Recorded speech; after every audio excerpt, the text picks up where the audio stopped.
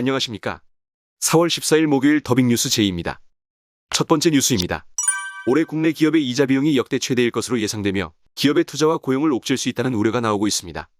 한국경제신문과 한국경제연구원은 비금융기업의 올해 이자 비용은 지난해보다 8조 이상 늘어난 최대 70조로 추산했습니다.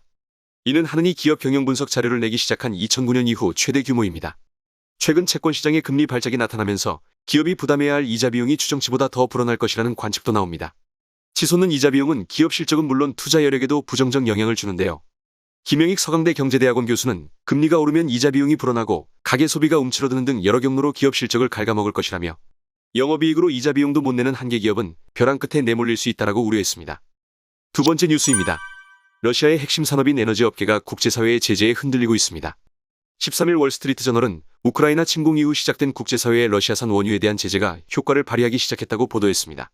미국을 비롯해 EU 회원국 중에서도 러시아 대신 다른 국가에서 에너지를 수입하려는 국가가 늘고 있기 때문입니다.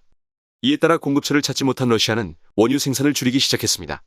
러시아의 정유업계는 지난주 들어 생산량을 하루에 170만 배럴씩 줄였다고 알려졌습니다. 매년 봄철이 되면 생산 라인 점검을 위해 생산량을 줄이지만 예년보다 감소량이 70%나 되는 것입니다. 앞서 EU 대신에 중국이 남아도는 러시아산 원유를 수입할 것이란 전망이 제기되기도 했지만 국제에너지기구는 지금까지 중국이 러시아산 원유를 서둘러 수입할 움직임을 보이지 않고 있다고 말했습니다. 지난해 러시아 정부 예산의 45%는 원유와 천연가스 판매로 충당된 만큼 에너지에 대한 러시아의 의존은 절대적입니다. 때문에 이 같은 에너지 업계의 가동 중단은 러시아 경제에 어려움을 배가시킬 것으로 보입니다. 세 번째 뉴스입니다. 각 기업들이 6G를 선점하기 위해 포럼과 산학연계 연구 등을 늘리며 기술 확보전을 벌이고 있습니다. 6G는 기존 5G보다 최고 50배 빠르게 데이터를 주고받을 수 있어 꿈의 통신으로 불리며 정부와 기업 등은 2030년을 상용화 시점으로 전망하고 있습니다. 6G는 5G로는 실현할 수 없는 실시간 원격 수술, 완전 자율주행차, 에어택시, 디지털 트윈 기반 도시 관리 등 각종 고도화된 융합 서비스를 대규모로 벌일 수 있습니다. 삼성전자는 6G를 주도하기 위해 노력 중입니다. 다음 달 제1회 삼성 6G 포럼을 개최하며 올 초엔 고려대와 손잡고 통신학과를 신설하여 6G 등 차세대 통신 인력을 확보하겠다고 발표했습니다. LG전자 역시 최근 카이스트와 LG전자 카이스트 6G 연구센터 2단계 업무 협약을 체결하여 3년간 6G 기술을 집중 연구 개발합니다.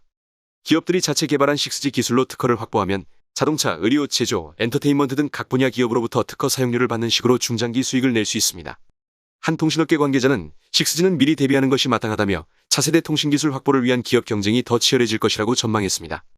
네 번째 뉴스입니다. 14일 S&P 글로벌 플래츠는 지난해 전기차 판매량은 역대 최다인 629만 대로 전년 대비 2배 증가했으며 내연기관차는 2016년을 정점으로 하락세에 접어들었다고 분석했습니다.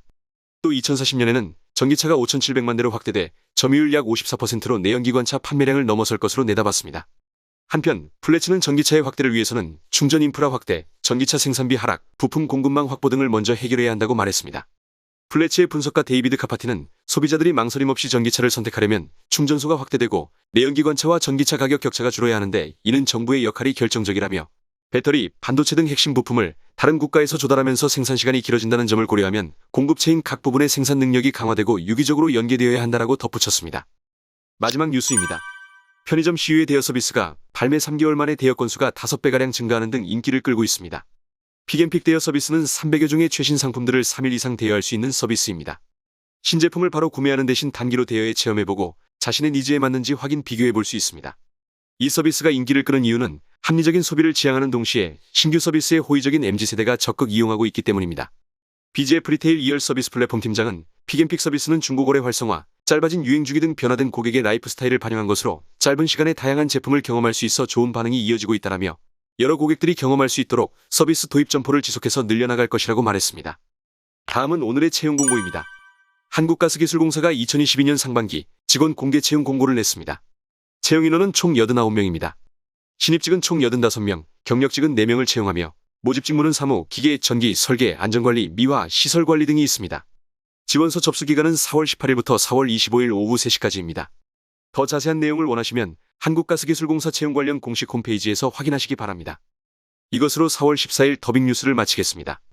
콘텐츠가 도움이 되셨다면 구독과 좋아요, 댓글 부탁드리며 알림 설정으로 더 좋은 콘텐츠를 받아보시기 바랍니다. 감사합니다.